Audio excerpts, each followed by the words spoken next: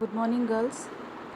जैसा कि तुम लोग को पता है कि अभी लॉकडाउन का पीरियड अभी जो है वो चल रहा है और इस सिचुएशन में हम सभी को जो है वो अपनी जो स्टडी हमारा जो है वो कंटिन्यू रखना है। तो इसलिए हमें जो है वो उसको कंटिन्यू में रखने के लिए हम लोगों को जो है वो ऑनलाइन स्टडी जो है वो करना आवश्यक अब जो है वो हो गया है। और मैं यही उम्मीद करती हूँ कि तुम लोग जो है वो अपने घर में सेफ़ होगी और स्वस्थ होगी। सो इसी उम्मीद के साथ तुम लोगों का जो है वो तुम लोग सेकेंड सेमेस्टर की हो तो सेकेंड सेमेस्टर में हम लोगों ने जो है वो न्यूरो साइकोलॉजी तुम लोग का एक पेपर है जिसमें कि ये पेपर 6 है। ये इसमें ब्रेन जो है वो फर्स्ट टॉपिक है तुम्हारा। तो फर्स्ट टॉपिक में हम लोग ब्रेन के बारे में स्टडी करेंगे। तो पहला स्लाइड जो देख रही हो वो तुम लोग वो ब्रेन का है। ब्रेन का स्ट्रक्चर तुम लोग ने पहले भी देखा होगा, पहले भी पढ़ा होगा, समझा होगा। तो ये ब्रेन का हमारा स्ट्रक्चर है। और ब्रेन जैसा कि तुम लोगों को पता है कि ह्यूमन ब्रेन जो है वो सिर्फ बहुत इम्पॉर्टेंट एक ऑर्गन है हमारे ह्यूमन बीइंग का। और ये जो है वो सेंट्रल नर्वस सिस्टम के अंतर्गत जो है वो आता है। सेंट्रल नर्वस सिस्टम के अंतर्गत हम लोग ब्रेन और स्पाइनल कॉर्ड को पढ़ते हैं, जिसमें कि ब्रेन आज का जो टॉपिक है वो हमारा टोटली ब्रेन पे आधारित होगा। तो ब्रेन के बारे में पढ़ेंगे, ब्रेन के कितने पार्ट्स हैं इसके बारे में पढ़ेंगे, हमारे ब्रेन के पार्ट्स में कौन कौन सा पार्ट किस तरह का वर्क करता है, क्या भूमिका अदा करता है हमको रेगुलेट करने में, इसके बारे में हम लोग जो है पढ़ेंगे। नेक्स्ट स्लाइड जो है वो तुम्हारा जो है वो डिवीज़न बताता है कि हमारा जो ब्रेन है वो 3 भागों में विभाजित हो जाता है। पहला है हमारा फोर ब्रेन, दूसरा है हमारा मिड ब्रेन और तीसरा है हमारा हाइंड ब्रेन। तो जैसा कि तुम लोगों ने पढ़ा होगा कि हमारा जो नर्वस सिस्टम है वो जो है वो 2 पार्ट में डिवाइड हो जाता है, peripheral nervous system and central nervous system. तभी हम लोग पेरिफेरल नर्वस सिस्टम को अभी हम लोग स्टडी नहीं कर रहे हैं, अभी हम लोग सेंट्रल नर्वस सिस्टम को स्टडी करेंगे, जिसमें कि 2 पार्ट हम यहाँ इस चार्ट में तुम लोग 2 पार्ट देख रही होगी, ब्रेन और स्पाइनल कॉर्ड।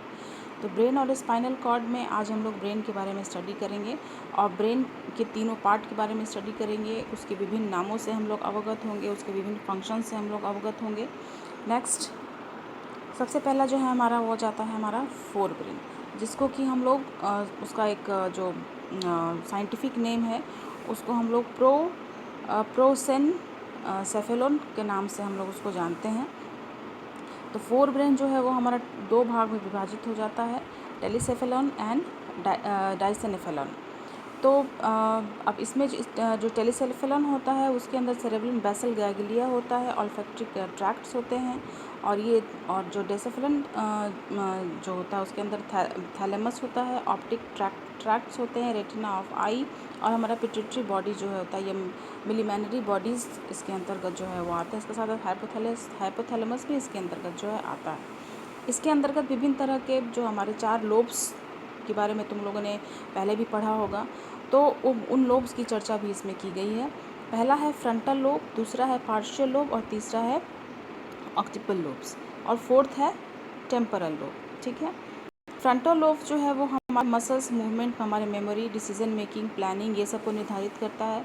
उसी तरह पार्शियल लोब जो है हमारे सेंसरी इन्फॉर्मेशंस, ये क्या कंटेन करता है, ये हमारा सोमा सेंसरी हमारा कॉर्टेक्स, उसको ये करता है essential for processing touch and sensation. ये हमारे टच और सेंसेशन को हमारा इसके अंतर्गत जो है टच और सेंसेशन हमें अनुभूति होती है। उसी तरह ऑक्टिपल लोब, जैसे कि तुम लोगों को ये हमें बहुत ही ये कॉमन सा चीज़ है, लेकिन फिर भी इसमें जो है वो देख सकते हैं कि विजुअल इन्फॉर्मेशन को हमको जो है वो ये बताता है।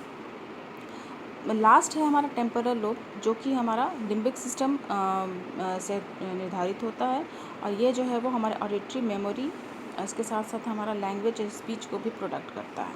ठीक है। नेक्स्ट है डाइसेनेफेलॉन में हम लोग क्या देखते हैं, डाइसेनेफेलॉन में हम लोग जो है वो thalamus, hypothalamus, pituitary gland, spinal glands, ये सब हमारे इसके अंतर्गत जो है वो आता है।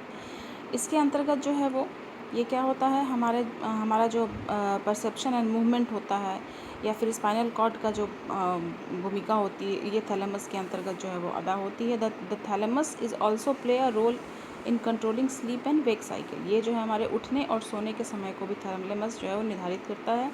हाइपोथैलेमस, हाइपोथैलेमस जैसे कि तुम लोगों ने इमोशंस में पढ़ा होगा, मोटिवेशन में हाइपोथैलेमस की चर्चा अक्सर तुम लोगों ने सुनी होगी।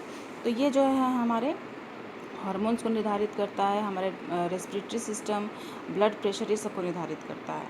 उसी तरह हमारा पिनियल ग्लैंड है, the small endocrine gland produces hormones, जिसको कि हम लोग मेलाटोनिन के नाम से जानते हैं। Product of this hormones is vital to the regulation of sleep awake cycle. ये जो है हमारे ये सबसे महत्वपूर्ण भूमिका इस हार्मोन्स की, इसके अंतर्गत क्या होता है, ये हमारे सोने और उठने के साइकिल को ये निर्धारित करता है, हमारे सेक्सुअल डेवलपमेंट को इन्फ्लुएंस करता है। इस तरह से जो है वो हमारा ये बहुत ही महत्वपूर्ण भूमिका जो है वो अदा करता है। अब हम लोग आ जाते हैं नेक्स्ट जो है वो हमारा नेक्स्ट स्लाइड जो है वो हमारा है वो हमारा मिड ब्रेन आ जाता है। मिड ब्रेन जो है वो हमारा द टॉप मोस्ट ब्रेन का पार्ट है, जो कि हमारा ब्रेन, जैसे कि नाम से ये पता चलता है, इसको हम लोग साइंटिफिक नेम से हम लोग क्या जानते हैं, ये मेसेंसेफेलम के नाम से हम लोग जानते हैं। तो ये जो है वो हमारा मिड ब्रेन जो है वो top most part of the brain माना गया है इसको, क्योंकि ये दोनों मस्तिष्क के बीच कट होता है, मतलब कि फोर ब्रेन हाइंड ब्रेन के बीच का पार्ट होता है, इसलिए हम लोग उसको मिड ब्रेन के नाम देते हैं। इसके अंदर हमारा टैक्टम और टैगमेंटम हमारा आता है, ठीक है।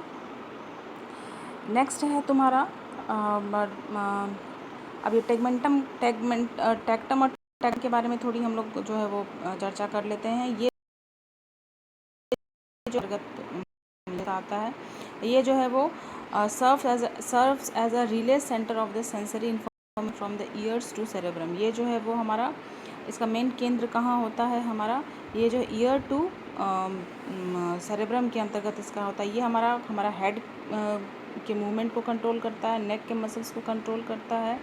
इस तरह से ये हमारे गर्दन के मूवमेंट को कंट्रोल करता है। इसी तरह टैगमेंटम जो है, it is brain stem and the largest complex structure with the 90 nucleus में, इसके अंतर्गत जो है 90 न्यूक्लिय होते हैं।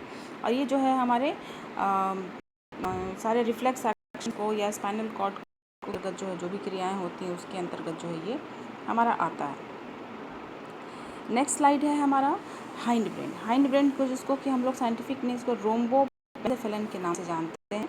और ये जो है वो ब्रेन का सबसे ये भी जो है वो ब्रेन का सबसे इम्पॉर्टेंट पार्ट माना गया है।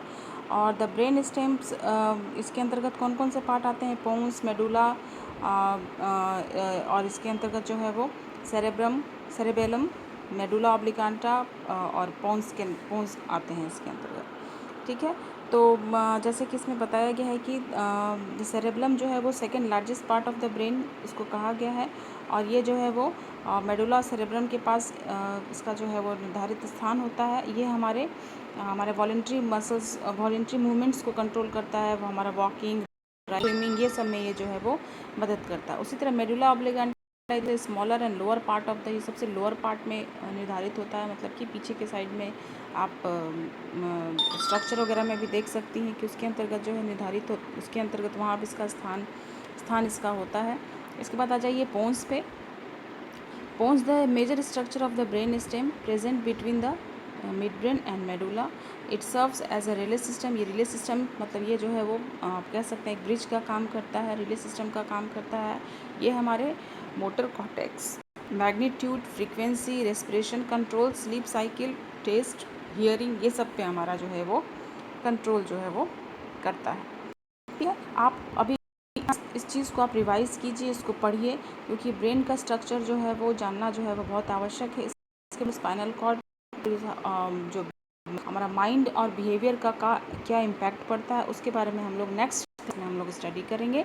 इसी के साथ हमारा ये जो आज का जो स्टडी मटेरियल है वो तुम्हें प्रोवाइड हो चुका है। तो उसको रिवाइज़ करो, इसको पढ़ो, और फिर नेक्स्ट असाइनमेंट जो हम देंगे वो बनाने के लिए देंगे। शाम तक 6 से 8 के बीच में अगर इससे रिलेटेड कोई भी सवाल होता है तो आप जो है वो मेरे व्हाट्सएप नंबर पे आप क्वेश्चन पूछ सकती हैं और आंसर्स जो हैं वो आपको मिलेंगे।